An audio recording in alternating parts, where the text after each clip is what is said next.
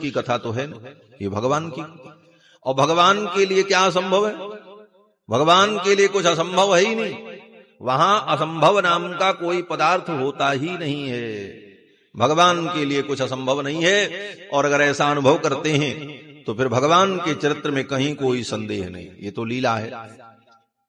भगवान अल्पकाल में ही सर्वगुण संपन्न हो गए। इनके गुण को देखकर, इनके चरित्र को देख करके माता पिता हर्षित होते, प्रसन्न होते। पिता के राज्य कार्य में भगवान सहयोग करने लगे। और इनकी दिनचर्या कितनी सुंदर है देखो। पढ़ने लिखने का यही फल है कि हम पढ़ लिख कर शिक्षित हो जाएं, तो इसका परिणाम क्या हो? बोले हमारी दिनचर्या, हमारा जीवन सुव्यवस्थित हो जाए। तो राम जी गुरुकुल से पढ़ करके आ गए और इनकी दिनचर्या कितनी सुंदर है। गोस्वामी जी महाराज वर्णन करते हैं, रात काले उठ के रघुनाथा, रात काले उठ के रघुनाथा, मातु पिता गुरुना वही माथा, मातु पिता गुरुना वही माथा, आय सुमागी करही पुर काजा, आय सुमागी करही पुर काजा, देख चरित हर सही मन राजा, देख चरित हर सही मन राजा, रात काल उठ के रघुनाथा, रात काल उठ के रघुनाथ, उठ के रघुनाथ, उठ के रघुनाथ, प्रात काल उठ के रघुनाथा, मातु पिता गुरु ना वही माता। ब्रह्म मुहूर्त में उठकर माता पिता और आचार्य गुरु को प्रणाम करके अपनी दिनचर्या में लग जाते। और इनके चरित्र को देखकर महाराज हर्षित होते, प्रसन्न होते। एक दिन महाराज अपनी सभा में बैठे थे। भगवान श्री रघुनंदन के दिव्य गुणों का चिंतन करते हुए दशरथ जी महाराज ने सोचा कि मेरे बेटे इतने योग्य हो गए, इनकी योग्यता के अनुकूल अगर इनको पत्नी प्राप्त नहीं हुई तो इनका जीवन, इनका गृहस्थ जीवन सुखमय और आनंदमय नहीं होगा। और इनकी योग्यता के अनुकूल इनको बहू कहां मिलेगी, इस विषय को लेकर के दशरथ जी महाराज को चिंता हो गई। महर्षि वाल्मीकि कहते हैं कि अथ राजा दशरथस्तेषां दारक्रियां प्रति चिंतयामास धर्मात्मा सोपाध्याय सबांधवः। दशरथ जी महाराज को बड़ी चिंता हुई कि मेरे बेटों का ब्याह कैसे होगा। सोचने वाली बात है, बेटी के ब्याह की चिंता हो तो चलो भाई ठीक है, बेटी की चिंता सबको होती, बेटे के ब्याह की क्या चिंता, और वो भी ऐसे योग्य पुत्रों के विवाह में चिंता, और दशरथ जैसे पिता को जो सर्वसमर्थ हैं। लेकिन वात्सल्य के कारण, प्रेम के कारण दशरथ जी महाराज के मन में ये चिंता सताने लगी कि मेरे बेटों का ब्याह कब होगा, कैसे होगा। चिंतयामास धर्मात्मा सोपाध्याय सबांधवः। और इस चिंता को दशरथ जी ने केवल अपने मन तक सीमित नहीं रखा, अपनी सभा में गुरुदेव के सम्मुख, अपने मंत्रियों के सम्मुख प्रकट कर दिया। बोले महाराज, आप लोगों की कृपा से, आशीर्वाद से सब कुछ मंगलमय है, लेकिन एक चिंता मुझे है कि इन कुमारों का विवाह कैसे होगा। और आपको बतावें, दशरथ जी महाराज चिंता कर रहे थे, तब तक श्री विश्वामित्र जी महाराज पहुंच गए। जिस श्लोक में दशरथ जी के चिंता का वर्णन है, उसी श्लोक के अगले वाले श्लोक में विश्वामित्र जी के आगमन का वर्णन हो जाता है। तस्य चिंतयमानस्य मंत्री मध्ये महात्मनः। दशरथ जी महाराज अपने मंत्रियों के मध्य में चिंता कर रहे थे और तब तक विश्वामित्र जी आ गए। अभ्यागच्छन् महातेजा विश्वामित्रो महामुनि। उसी समय महामुनि विश्वामित्र जी आए और द्वारपाल ने आकर के सूचना दी। विश्वामित्र जी ने कहा, महाराज को सूचित करो कि मैं आया हूं। शीघ्रमाख्यातमां प्राप्तम कौशिकम गाधिनः सुतम।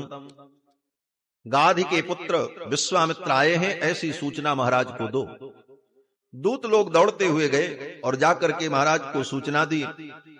महाराज चक्रवर्ती जी ने जब सुना कि विश्वामित्र जी आए हैं, तो श्री दशरथ जी महाराज अपने मंत्रियों को, ब्राह्मणों को, पुरोहितों को लेकर विश्वामित्र जी के स्वागत के लिए चल पड़े। महाराज मुनि आगमन सुना जब राजा, मुनि आगमन सुना जब राजा, मिलन गयो ले विप्र समाजा, मिलन गयो ले विप्र समाजा।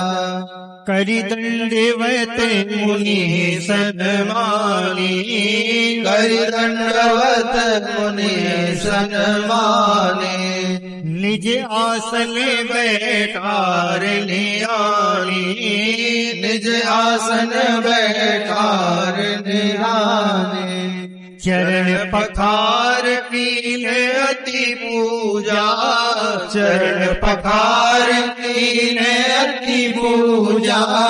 मौसम आज धन्य नहीं दूजा, मौसम आज धन्य नहीं दूजा। विविध भांति भोजन करवावा, विविध भांति भोजन करवावा। मुनिवर हृदय हरस अति पावा, मुनिवर हृदय हरस अति पावा। मुनि आगमन सुना जब राजा, मुनि आगमन सुना जब राजा, सुना जब राजा, सुना जब राजा। विश्वामित्र जी आए, ये सुनकर के श्री दशरथ जी महाराज अपने मंत्रियों को, विप्रों को लेकर के आए। विश्वामित्र जी के चरणों में प्रणाम किया। करि दंडवत मुनि सन्मान। ब्राह्मण का, संत का, ऋषि मुनियों का सबसे बड़ा सम्मान यही है कि सबसे पहले प्रणिपात पद, साष्टांग प्रणाम, ये सबसे बड़ा अभिवादन और सम्मान है। दशरथ जी महाराज ने साष्टांग प्रणाम किया और आदर पूर्वक विश्वामित्र जी को लेकर के आए। अपने ही आसन पर उनको विराजमान कर दिया। निज आसन बैठारे ने आनी, और विधि पूर्वक उनकी पूजा की। सराज्ञ प्रतिगृह्यार्घम शास्त्र दृष्टेन कर्मणा। महर्षि वाल्मीकि कहते हैं कि शास्त्र दृष्टेन कर्मणा, शास्त्र जिस प्रकार से आदेश करता है उस विधि से पूजन किया। अतिथि, आचार्य, ऋत्विज, जामाता, राजा और स्नातक, इन 6 लोगों के लिए पूजन का एक निश्चित विधान है, शास्त्र सम्मत विधान। बाकी किसी व्यक्ति की पूजा आप कैसे भी कर लो, चंदन लगा दो, माला पहना दो, प्रणाम कर लो, भावनात्मक ढंग से वो विधि पूरी हो जाएगी। लेकिन इन 6 लोगों के लिए अतिथि, आचार्य, ऋत्विज और राजा और दामाद और स्नातक, इनके लिए शास्त्र की एक विधि है जिसको मधुपर्क विधि कहते हैं। जामाता माने दामाद, और ऋत्विक माने जिन ब्राह्मणों को यज्ञ करने कराने के लिए आपने वर्ण किया है, जो ब्राह्मण आपके यज्ञ का संपादन करेंगे, ब्रह्मा, होता, उद्गाता और अन्य जो भी ऋत्विज होते हैं, उनका जो वर्ण किया जाता है कि ये हमारे यज्ञ का संपादन कराएंगे, वे ऋत्विज कहलाते हैं। और आचार्य माने गुरु। आचार्य का मतलब गुरु होता है। और विशेष करके आचार्य शब्द उन गुरु के लिए प्रयुक्त होता है जिन्होंने वेदाध्ययन कराया हो। गुरु भी कई प्रकार के होते हैं। गुरु बड़ा व्यापक शब्द है। गुरु का एक अर्थ होता है पूज्य, इसीलिए पिता को भी गुरु कहा जाता है। भगवान भी पूज्य हैं, इसलिए भगवान जगत गुरु हैं। गुरु माने पूज्य। और आचार्य बोले, आचार्य उसे कहते हैं जिसने वेद का अध्ययन कराया हो। और ये सब गुरु के अंतर्गत आ जाते हैं। इसलिए गुरु भी कई प्रकार के। सामान्य ज्ञान जो प्रदान करे, अक्षर ज्ञान प्रदान करे, उसको अध्यापक कहते हैं। और जो व्याकरण न्याय इत्यादि विषयों का अध्यापन करावे उसको उपाध्याय कहते हैं। और जो वेदों का अध्ययन करवावे ऐसे गुरु को आचार्य कहते हैं। उपाध्यायात् दशाचार्य मनु जी ने कहा। तो उपाध्याय से 10 गुना ज्यादा आचार्य का महत्व होता है, जिसने वेद का अध्ययन कराया। और कैसा गुरु? बोले, उपनीयतु यः शिष्यः वेदमध्यापयेत् द्विजः सारहस्यम तदंगम च। जो व्यक्ति शिष्य का उपनयन संस्कार करके और फिर अपने सन्निधि में रखकर वेद का अध्ययन करावे उसको आचार्य कहते हैं। उपनीयतु यः शिष्यः वेदमध्यापयेत् द्विजः षडंगम सरहस्यम च तमाचार्यम प्रचक्षते। ऐसे आचार्य को, गुरु को आचार्य कहते हैं। और जो संप्रदायगत परंपरागत विधि से शिष्य को मंत्र दीक्षा प्रदान करे उसको भी आचार्य कहते हैं। वह भी आचार्य कोटि में होता है, तो इनको आचार्य कहते हैं। तो आचार्य, ऋत्विज और जामाता और स्नातक।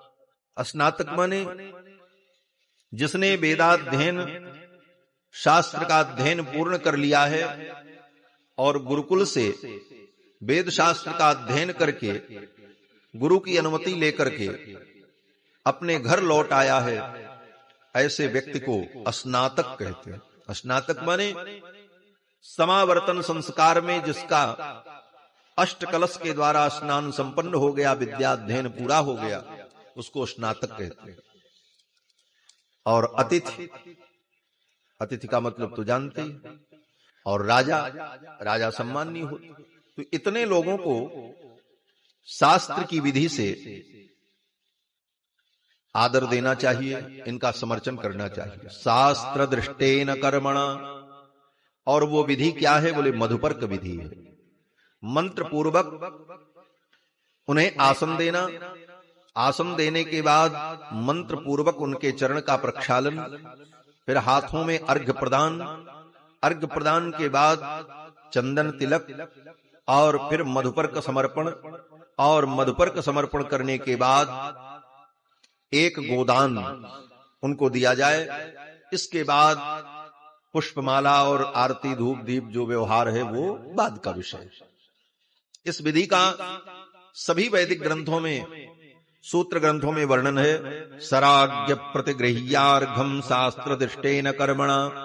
इस विधि से दशरथ जी महाराज ने विश्वामित्र जी का पूजन किया और फिर विविध भांति भोजन करवावा। अनेक प्रकार के दिव्य सुंदर सुस्वाद व्यंजन भोजन कराए। विश्वामित्र जी महाराज बड़े आनंदित हुए।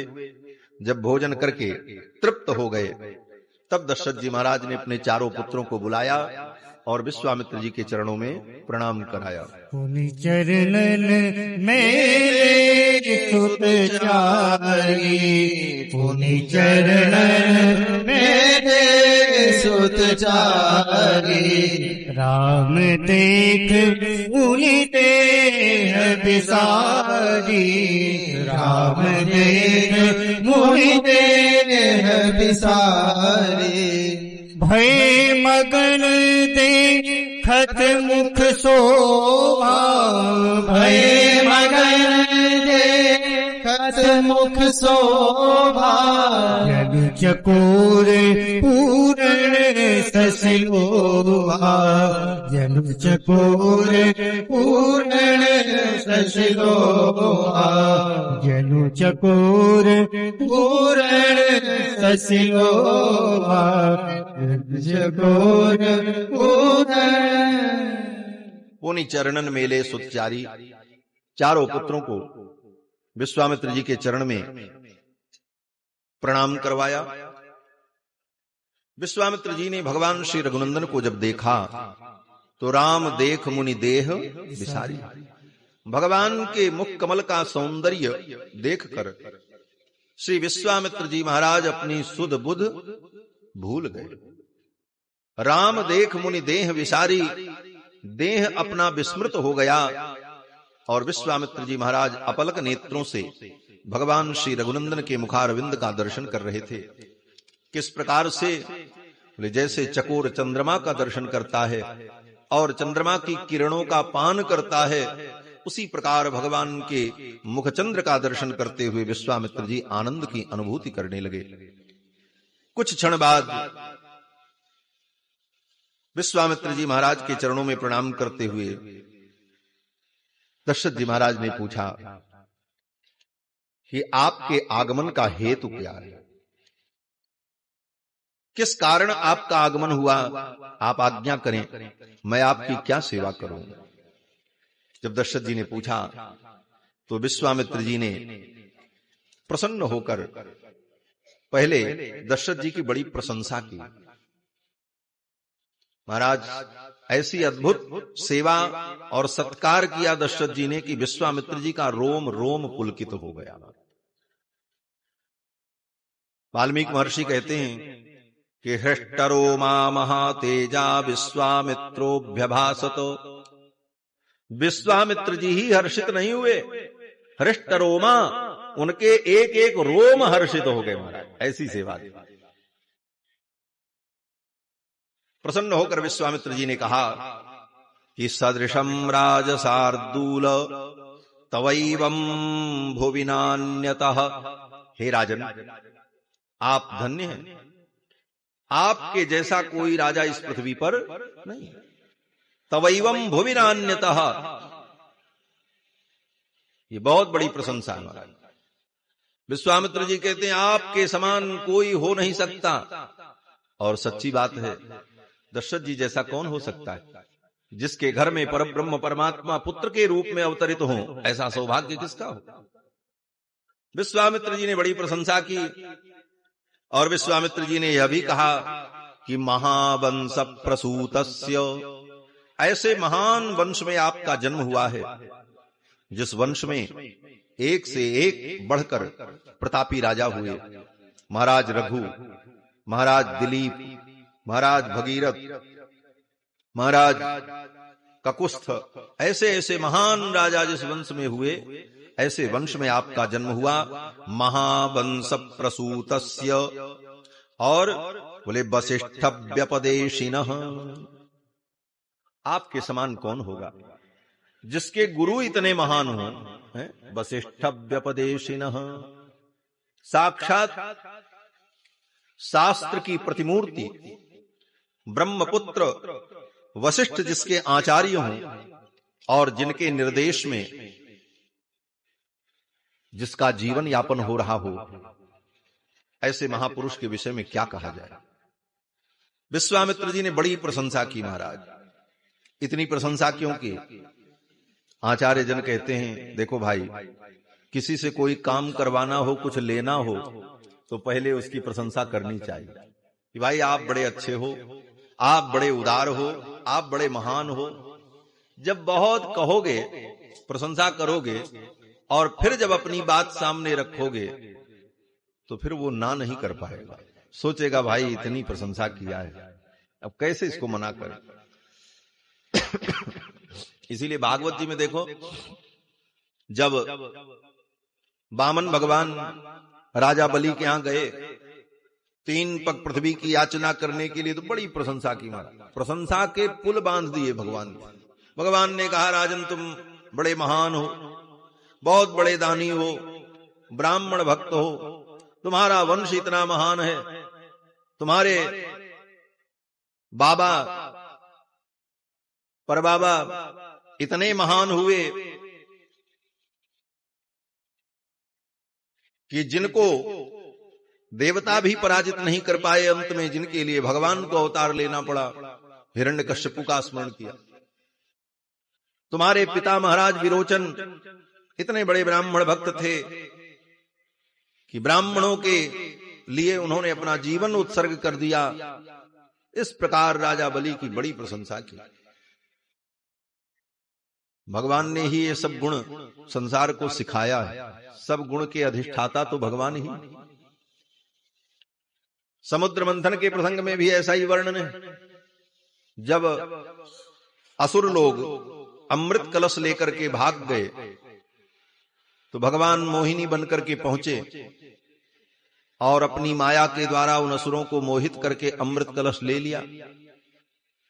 और अमृत कलश लेने के बाद उन दैत्यों की बड़ी लंबी प्रशंसा की। महाराज खूब उनका गुणगान किया। भगवान ने, आप बड़े अच्छे हो, बड़े वीर हो, बड़े पराक्रमी हो, और इतनी प्रशंसा कर दी कि सब उस प्रशंसा के बोझ के नीचे दब गए।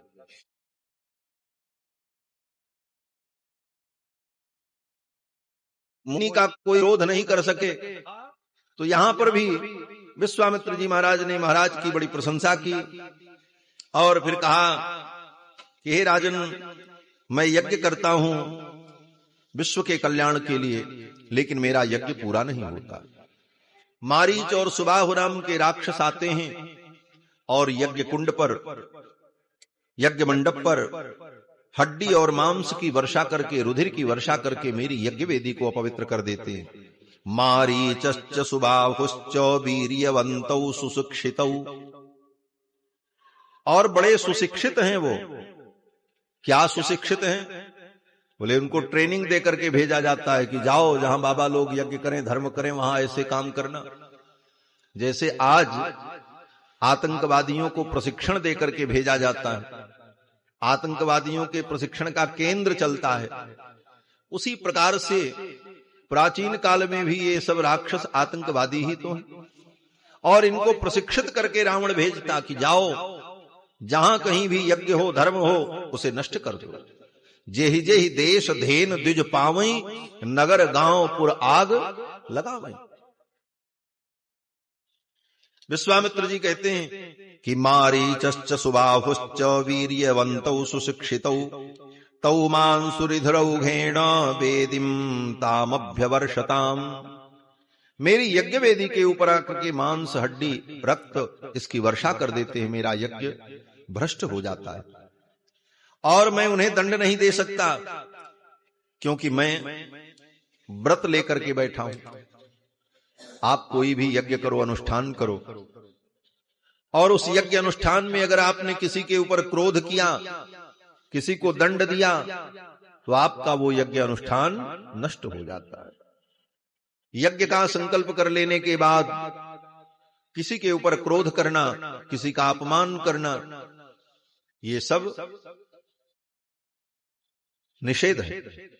विश्वामित्र जी कहते हैं मैं उनको दंड भी नहीं दे पाता हूं और वो मेरा यज्ञ ध्वंस करके चले जाते हैं।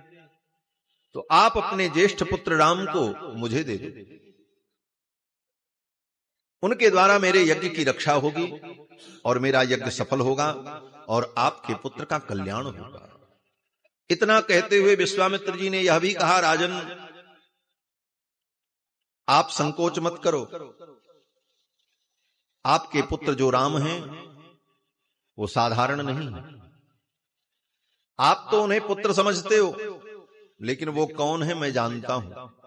विश्वामित्र जी ने कहा कि अहम वेद्मि महात्मानं रामं सत्य पराक्रमम।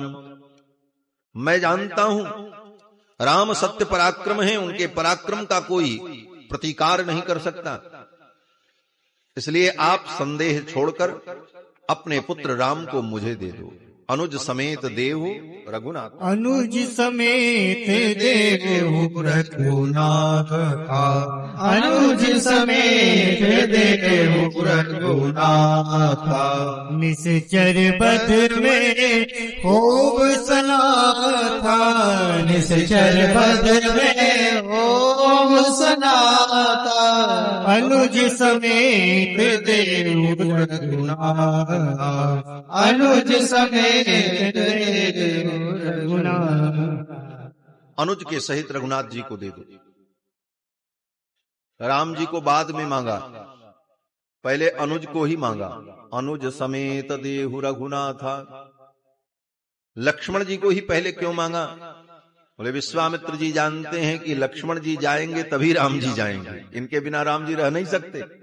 कल की कथा में निवेदन किया ना कि नचते न बिना निद्राम लभते पुरुषोत्तमः, मृष्टमन्नमुपानीतम अस्नाति नहीं तम बिना। लक्ष्मण जी के बिना राम जी को नींद भी नहीं आती, भोजन भी नहीं करते। लक्ष्मण के बिना भगवान एक क्षण रह नहीं सकते। तो विश्वामित्र जी जानते हैं कि अगर लक्ष्मण जी मिल गए तो राम जी का मिलना कन्फर्म है। केवल राम जी को अगर मांगेंगे और लक्ष्मण जी आने को तैयार नहीं हुए तो फिर राम जी का भी बना बनाया प्रोग्राम बिगड़ जाएगा। इसलिए पहले लक्ष्मण जी को ही प्राप्त कर लिया जाए। और यहां पर रहस्य ये है कि लक्ष्मण जी कौन हैं? बोले लक्ष्मण जी जीवाचार्य हैं। कल की कथा में मैंने निवेदन किया, लक्ष्मण रामानुज हैं, राम के अनुज हैं। और रामानुज समस्त जीवों के आचार्य हैं, इनको जीवाचार्य कहा है। और आचार्य भगवत प्राप्ति कराने वाला तत्व है। आचार्य तत्व के बिना भगवत प्राप्ति नहीं हो सकती। इसीलिए वेदों ने कहा कि आचार्यवान पुरुषो वेद। आचार्यवान पुरुषो वेद, जो आचार्यवान होगा, जिसको आचार्य की प्राप्ति हो जाएगी, उसी को भगवान की प्राप्ति होगी। आचार्यादेव विदिता विद्या साधिष्ठम प्रापत।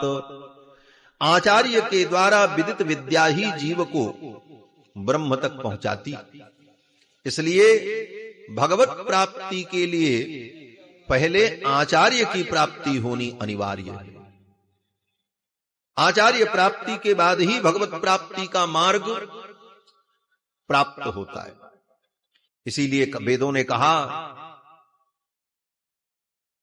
कि समित पाणी होकर, समित पाणिम श्रोत्रियम ब्रह्मनिष्ठम गुरुम अभिगच्छेत। समित पाणी होकर श्रोत्रिय ब्रह्मनिष्ठ गुरु की, आचार्य की सन्निधि में जाना चाहिए। आचार्य कैसा हो? तो शास्त्रों ने इसका भी निर्देश किया है।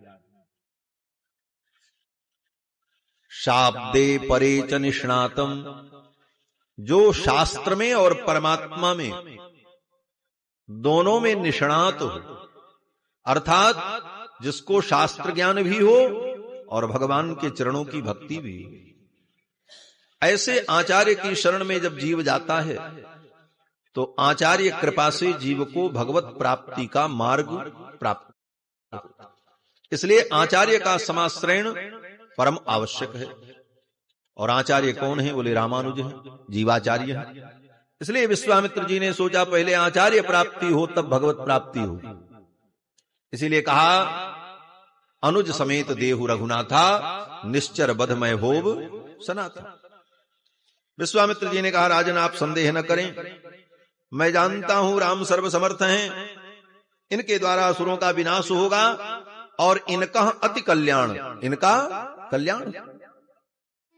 क्या कल्याण होगा? बोले संकेत में गोस्वामी जी ने, विश्वामित्र जी ने कह दिया कि आप इनके विवाह की चिंता कर रहे हैं ना, इनका विवाह हो जाएगा। इनका अति कल्याण, कल्याण का अर्थ ही विवाह होता है। इसलिए हमारे यहां श्री रामानुज संप्रदाय में विवाह को कल्याण ही कहते हैं। रुक्मिणी जी का भगवान से विवाह होगा उत्सव में तो कहते हैं रुक्मिणी कल्याण महोत्सव। श्री गोदा कल्याण महोत्सव। तो कल्याण का मतलब ही विवाह है। विश्वामित्र जी ने कह दिया इनका अति कल्याण, इनका अति कल्याण होगा, अर्थात ले तो मैं जाऊंगा राम लक्ष्मण को, लेकिन विवाह चारों भाइयों का हो जाएगा, आप चिंता मत करो। लेकिन इस संकेत को दशरथ जी महाराज नहीं समझ पाए। दशरथ जी को लगा कि ये मेरे पुत्रों को लेने आ गए हैं, अब मैं क्या करूं।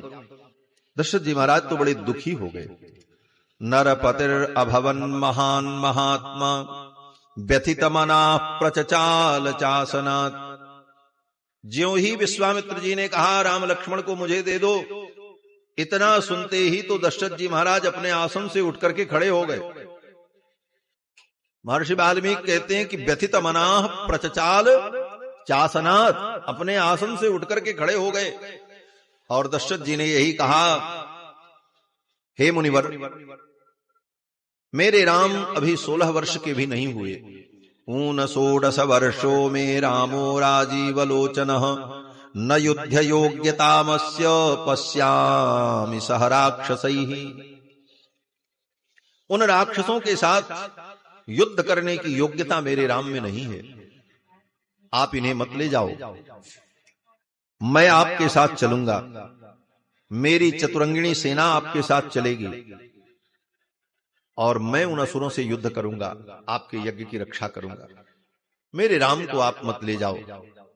और विश्वामित्र जी ने यहां तक कहा, दशरथ जी ने यहां तक कहा कि हे मुनिवर, इनको मैंने बड़ी तपस्या के बाद पाया है, इनको प्राप्त करने के लिए मुझे कितना पापड़ बेलना पड़ा है ये तो हम जानते हैं। दशरथ जी महाराज कहते हैं कि 60 वर्ष सहस्राणी जातस्य मम कौशिक, 60,000 वर्ष के बाद ये सुख मुझे मिला है। कृच्छेणोत्पादितश्चायम्, बड़ी तपस्या के बाद ये सुख मुझे मिला और आप इसे छीनने आ गए। मैं अपने राम को नहीं दे सकता। ज्येष्ठे धर्म प्रधाने च न रामम नेतुमर्हसि। हे मुनिवर, मैं अपने ज्येष्ठ पुत्र राम को नहीं दे सकता। सीधे जवाब दे दिया, ना। विश्वामित्र जी महाराज दशरथ जी के इन वचनों को सुनकर बड़े हर्षित हुए, लेकिन मन में गोस्वामी तुलसीदास जी महाराज कहते हैं, सुनी नभ गिरा प्रेम रस सारे, सुनी नभ गिरा प्रेम रस सारे, हृदय हरस माना मुनि ज्ञानी, हृदय हरस माना मुनि ज्ञानी, सुनी नभ गिरा प्रेम रस सारे, सुनी नभ गिरा प्रेम रस सारे। सुनि मुनि गिरा प्रेम रसानी, हृदय हरस माना मुनि। विश्वामित्र जी महाराज हर्षित हुए, मन में प्रसन्न हुए। विश्वामित्र जी ने सोचा, धन्य है ये राजा जिसने राम के लिए सत्य को भी त्यागने का संकल्प कर लिया। जिस वंश के लोग सत्य के लिए प्राण तक त्याग देते हैं, ऐसे वंश में उत्पन्न होने वाले महाराज ने राम के लिए अपने सत्य को भी त्यागने का संकल्प कर लिया।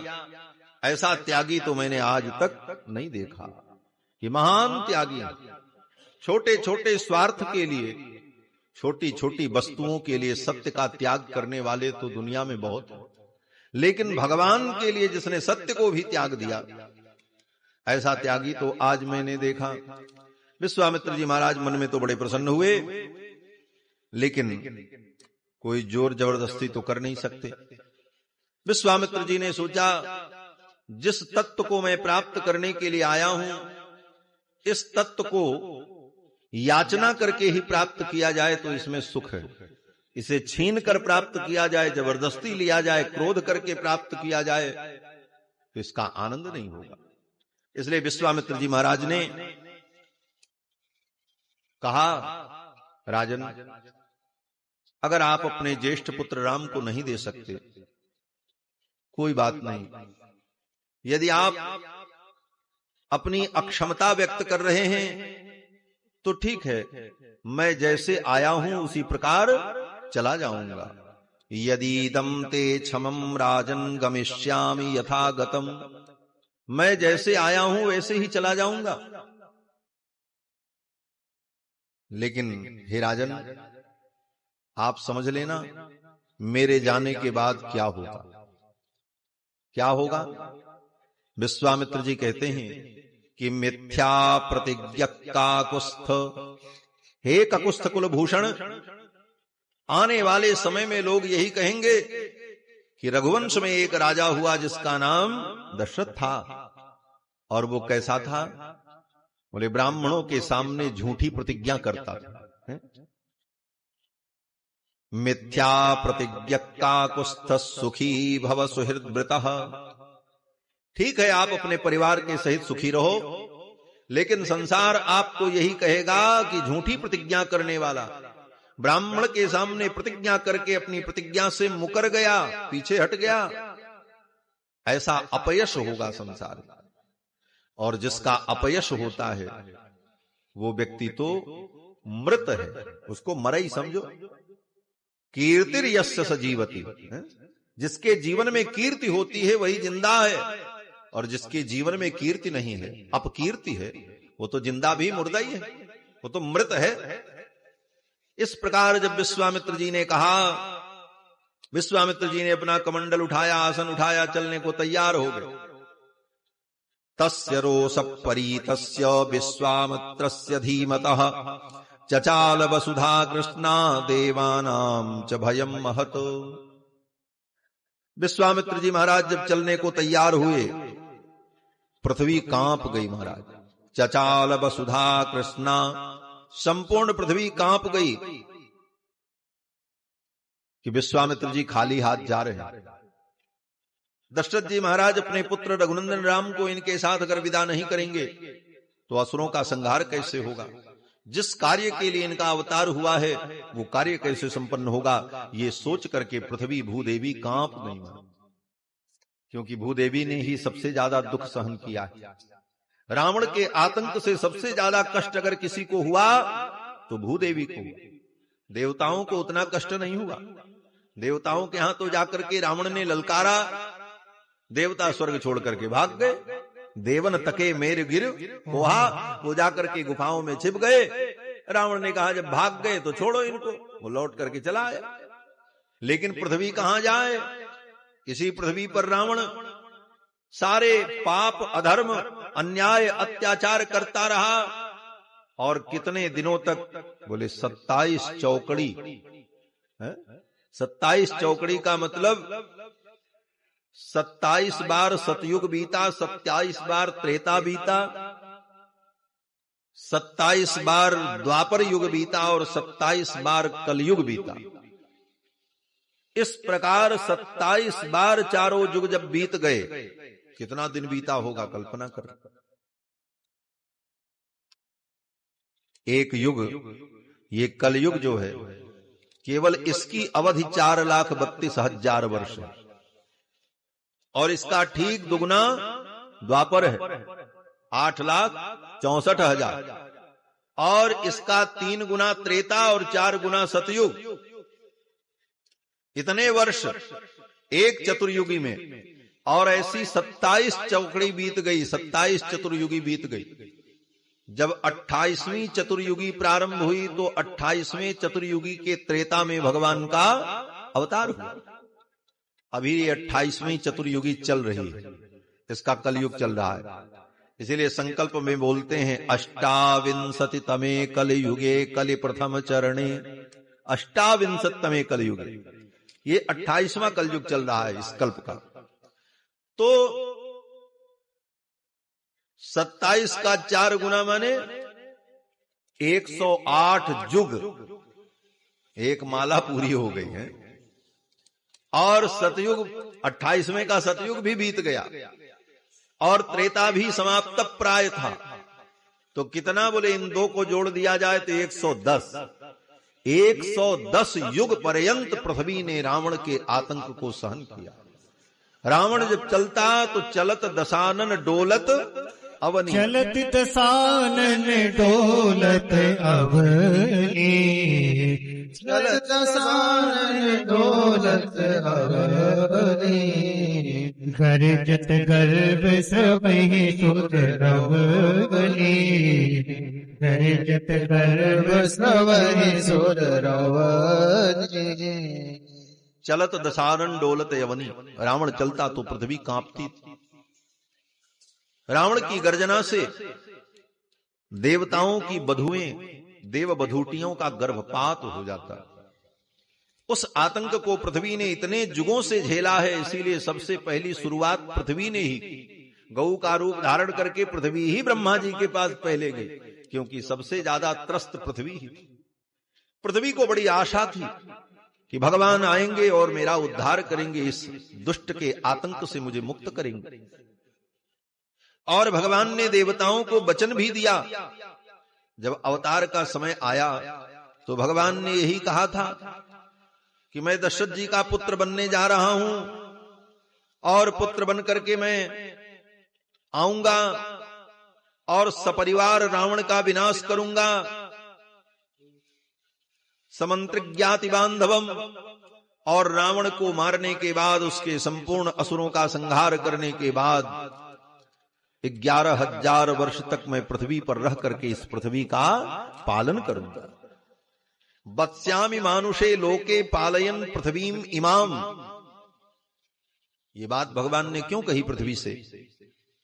बोले वत्स्यामि मानुषे लोके, इस मनुष्य लोक में रहकर इस पृथ्वी का मैं पालन करूंगा।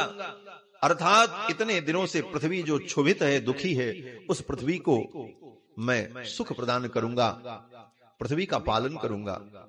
आज जब विश्वामित्र जी महाराज चलने को तैयार हो गए तो भूदेवी ने देखा कि दशरथ जी महाराज रघुनंदन को विदा नहीं करेंगे तो मेरे भार का हरण कैसे होगा, अब मैं क्या करूं, ये सोच करके पृथ्वी कांप गई। चचाल वसुधा कृष्णा देवानां च भयम महत, देवताओं को महान भय हुआ कि अब क्या होगा। दशरथ जी महाराज अगर अपने रघुनंदन राम को महल से बाहर जाने ही नहीं देंगे तो जिस कार्य के लिए इनका अवतार हुआ वो कार्य कैसे संपन्न होगा, ये सोच करके देवताओं को पीड़ा हुई। तब तक विश्वामित्र जी ने वशिष्ठ जी की ओर देखा और वशिष्ठ जी की ओर देखकर कातर नेत्रों से संकेत की भाषा में ही विश्वामित्र जी ने वशिष्ठ जी से कहा, हे ब्रह्मपुत्र, अब मैं आपकी शरणागति कर रहा हूं। आपकी कृपा के बिना मुझे राम की प्राप्ति नहीं होगी। आप ब्रह्मपुत्र हैं, आप ही कृपा करोगे तो मुझे राम की प्राप्ति होगी। हे मुनिवर, मैंने आपकी बराबरी करने के लिए क्या नहीं किया, आपके समकक्ष होने के लिए मैंने तप किया, यज्ञ किया, आपसे युद्ध किया, सब कुछ करके किसी प्रकार मैंने ब्रह्मर्षि के पद को प्राप्त किया। लेकिन हे मुनिवर, आज भी मैं आपके समकक्ष नहीं हो पाया। मैं तो ब्रह्मर्षि बन गया, लेकिन आप तो ब्रह्म के गुरु बन गए। ये सुख भी मुझे प्रदान करो, आपकी कृपा हो, मुझे राम की प्राप्ति हो जाए। इस दृष्टि से विश्वामित्र जी ने जब वशिष्ठ जी की ओर देखा तो वशिष्ठ जी समझ गए और फिर वशिष्ठ जी महाराज अपने आसन से उठ करके खड़े हुए और उन्होंने कहा, हे राजन, आप ऐसा मत बोलो, न धर्मम हातुमर्हसि। हे राजन, आप अपने धर्म का त्याग मत करो, सत्य का त्याग मत करो, राम को इनके साथ विदा करो, इनकी याचना को आप पूर्ण करो। दशरथ जी महाराज ने कहा, मेरे राम अभी बालक हैं, युद्ध की योग्यता उनके अंदर नहीं है। तो वशिष्ठ जी ने कहा, हे राजन, तेषां निग्रहणे सक्तः स्वयं च कुशिकात्मजः तव पुत्र हितार्थाय त्वामुपेत्याभियाचते। हे राजन, आप ये मत समझो कि विश्वामित्र जी असमर्थ हैं। ऐसा नहीं है कि ये असमर्थ हैं। तेषाम निग्रहणे सक्तः, उन असुरों का विनाश करने में ये स्वयं समर्थ हैं। तेषाम निग्रहणे सक्तः स्वयं च कुशिकात्मज। तो दशरथ जी ने कहा, फिर जब समर्थ हैं तो हमारे पास हमारे पुत्रों को मांगने क्यों आए? तो वशिष्ठ जी ने कहा कि तव पुत्र हितार्थाय, तुम्हारे पुत्रों का हित करने के लिए आए। ऐसा हितैषी दुनिया में कौन होगा जो स्वयं याचक बनकर के आपके दरवाजे पर आवे और आपसे याचना करे और आपका हित करे? ऐसे हितैषी तो विश्वामित्र ही है, क्योंकि ये विश्व के हितैषी, ये विश्व के हितैषी हैं, विश्व के मित्र हैं। तव पुत्र हितार्थाय त्वामुपेत्याभियाचिते, इसलिए हे राजन, इनके साथ राम लक्ष्मण को विदा कर दो। फिर भी दशरथ जी महाराज जब नहीं तैयार हुए तो वशिष्ठ जी महाराज ने दशरथ जी को किनारे बुलाया और धीरे से कहा, राजन, अभी आप चिंता कर रहे थे कि बेटों का ब्याह कैसे होगा। तेषाम दार क्रियाम प्रति चिंतयामास धर्मात्मा, आप अपने पुत्रों की विवाह की चिंता कर रहे थे ना? बोले हाँ। वशिष्ठ जी ने कहा, बस आपकी चिंता को दूर करने के लिए आए, ये आपके बेटे को लेने के लिए इसीलिए आए। ये आपके पुत्र को लेकर के जाएंगे और उधर से विवाह करा करके बहू के सहित लौटाएंगे। इसलिए आप निसंकोच संदेह रहित होकर अपने पुत्र को दे दो।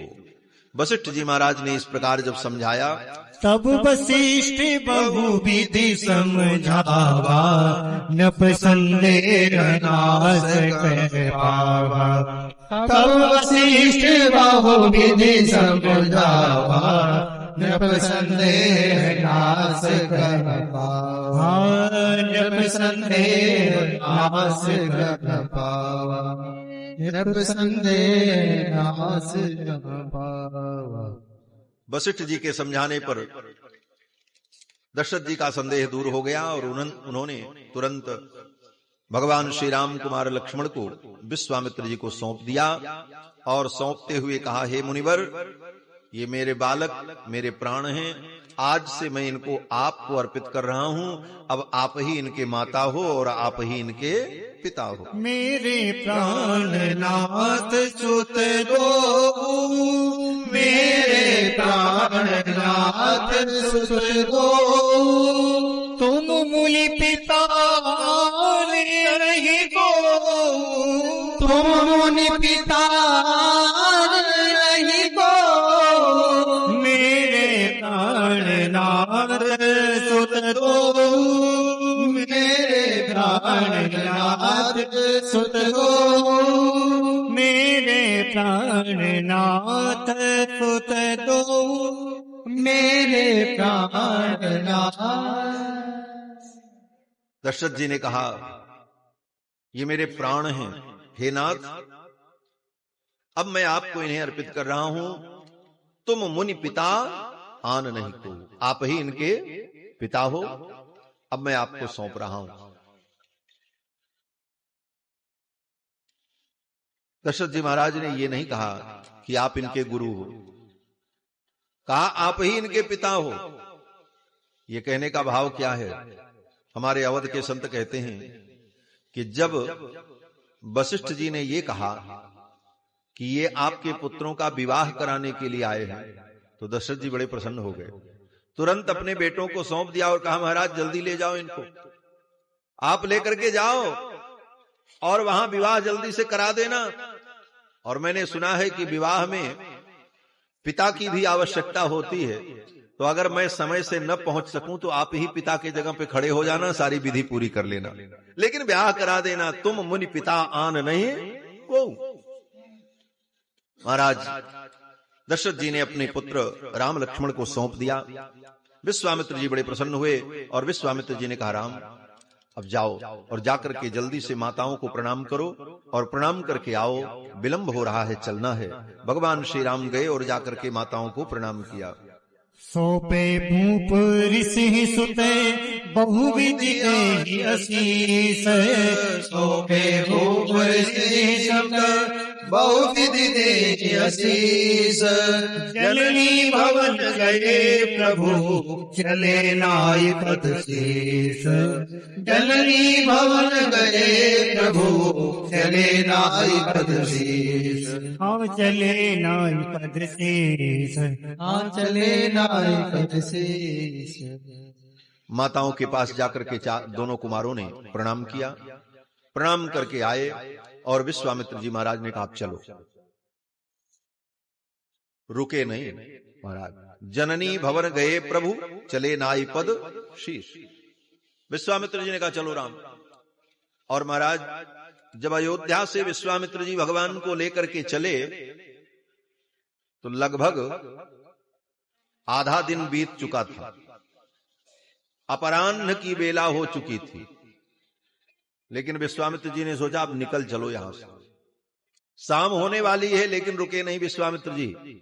कारण बोले विश्वामित्र जी ने सोचा कि बड़े मुश्किल से तो राजा तैयार हुआ है, कहीं इसका मन बदल गया तो बना बनाया काम बिगड़ जाएगा, इसलिए यहां से निकल लो।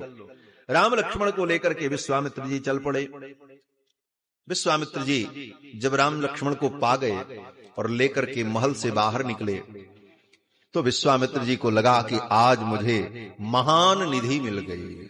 श्याम गौर सुंदर दो भाई श्याम गौर सुंदर दो भाई विश्वामित्र महानिधि पाई विश्वामित्र महानिधि पाई श्याम गौर सुंदर दो भाई श्याम गौर सुंदर दो भाई विश्वामित्र महानिधि पाई विश्वामित्र महानिधि पाई। विश्वामित्र जी को यही अनुभव हुआ कि मुझे महान निधि मिल गई। विश्वामित्र महानिधि पाई। कल की कथा में मैंने निवेदन किया था कि भगवान ही परम धन है, भगवान ही महान निधि है, और ऐसे धन को पाकर के कौन हर्षित नहीं होगा। विश्वामित्र जी को भी यही लगा कि मुझे महान निधि मिल गई, इससे बड़ी दुनिया में कोई निधि हो नहीं सकती। और वास्तव में भगवान तो निधि के भी निधि हैं। इसीलिए वेदों ने कहा निधि नाम त्वा निधिपतिम हवामहे। मंत्र में कहते हैं ना, गणानाम त्वा गणपति गुम हवामहे, प्रियाणाम त्वा प्रियपतिम हवामहे, निधि नाम त्वा निधिपतिम हवामहे। आप कहोगे ये गणेश जी का मंत्र है, इसमें भगवान की बात कहां से आ गई? इसी मंत्र से ब्राह्मण लोग गणेश जी का आवाहन करते हैं।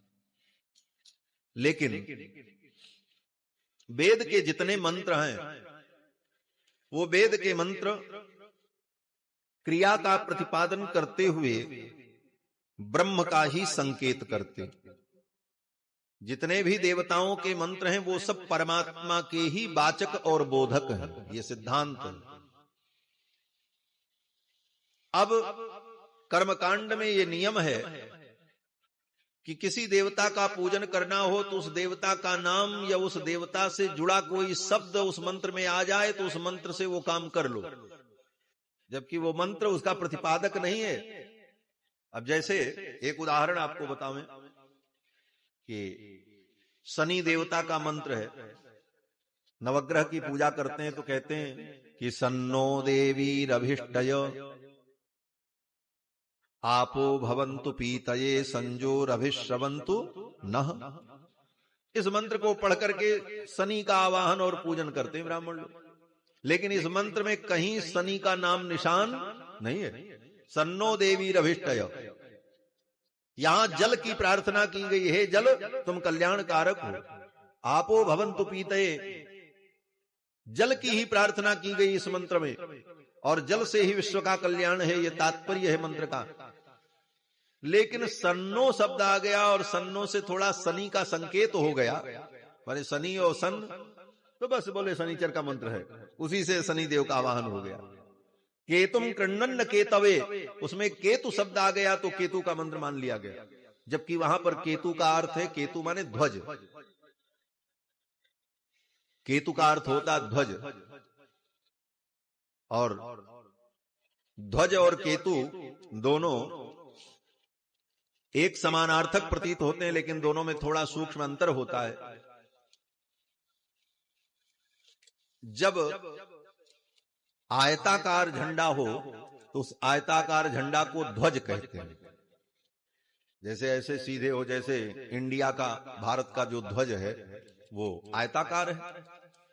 लेकिन जब नोक वाला हो जाए, जैसे आरएसएस का झंडा लाल रंग का जो होता है, जैसे ये पतंगी है नोकदार, तो नोकदार हो जाए झंडा तो उसको केतु कहते हैं, और चौकोर हो जाए तो उसको ध्वज कहते हैं। ध्वज और केतु में यही अंतर।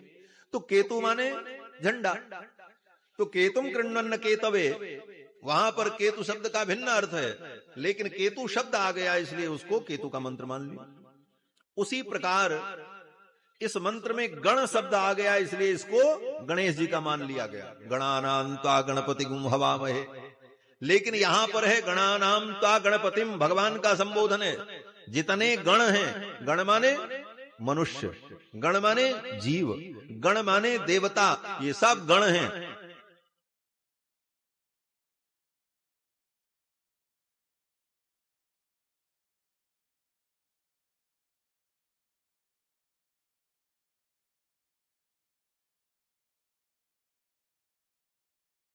उन गणों को कौन है? बोले भगवान है, समस्त लोकों के अधिपति। गणानाम त्वा गणपति, भगवान ही समस्त गणों के पति हैं।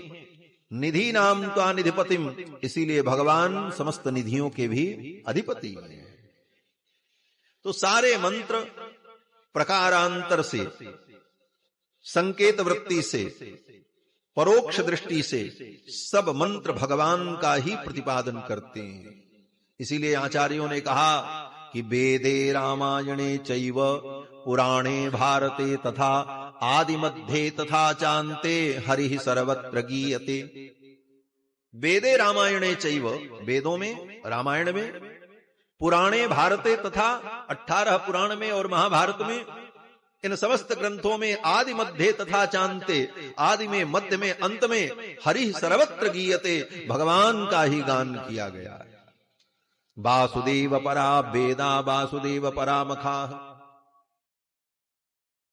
तो समस्त वैदिक वाङ्मय भगवान का ही प्रतिपादन करते हैं, इसलिए भगवान ही परम निधि हैं। वेदों ने कहा कि निधि नाम त्वा निधिपतिम हवामहे, ऐसे परम निधि को विश्वामित्र जी ने प्राप्त कर लिया। श्याम गौर सुंदर दो भाई, विश्वामित्र महानिधि पाई। भगवान को लेकर के विश्वामित्र जी चल पड़े और सरयू जी के किनारे किनारे, सरयू के दक्षिण तट पर चलते हुए पूर्व दिशा की ओर, अपनी आश्रम की ओर विश्वामित्र जी जा रहे हैं। 6 कोस की यात्रा संपन्न हुई पहले दिन। 6 कोस की यात्रा जब संपन्न हुई तब तक सूर्यास्त का समय आ गया। सूर्यास्त का समय आ गया तो विश्वामित्र जी सरयू के तट पर रुक गए और विश्वामित्र जी ने सोचा, भगवान तो मुझे मिल गए, लेकिन भगवान से भी कोई संबंध हमारा नहीं बना, इनको मैं अपना क्या बनाऊं? भगवान तो मिल गए लेकिन इनसे हमारा कोई संबंध नहीं, और बिना संबंध के प्रेम पुष्ट नहीं होता। संबंध ही प्रेम को पुष्ट करता है। संबंध न रहने पर प्रेम बिखर जाता है। इसलिए आचार्यों ने कहा, भगवान से जीव के अनेक संबंध हैं, कोई एक संबंध अनुभव करो। पिता तो रक्षक शेषी भर्ता गेयो रमापति ही स्वाम्याधारो ममात्मा च भोक्ता चेति मनुदितः। तो भोक्ता चेति मनुदितः, ये 9 विध संबंध है। पिता, रक्षक, शेषी, भर्ता, गेय, आत्मा, आधार, ममात्मा, भोक्ता, ये 9 विध संबंध जीव का भगवान से है। अब सोचो, संसार के प्राणियों से तो हमारा एक संबंध होता है, और उस एक संबंध के निर्वाह के लिए हम अपना खून पसीना एक कर देते हैं। किसी से 2 संबंध नहीं है। अगर कोई स्त्री आपकी पत्नी है तो उससे एक ही संबंध है ना कि वो पत्नी है। वो न मां हो सकती है, न बहन हो सकती है, न बेटी हो सकती है, न वो बुआ हो सकती है, न मौसी हो सकती है। एक ही संबंध रहेगा, चाह करके भी दूसरा संबंध नहीं। संसार में पिता बोले पिता से एक ही संबंध रहेगा, न वो भाई बन पाएगा, न बेटा बन पाएगा। एक ही संबंध रहेगा और वही जीवन भर रहेगा। लेकिन उस एक संबंध के निर्वाह के लिए हम अपना खून पसीना एक कर देते हैं, जिंदगी तबाह कर डालते हैं, फिर भी हम उनको संतुष्ट नहीं कर पाते। और जिन भगवान से हमारा एक नहीं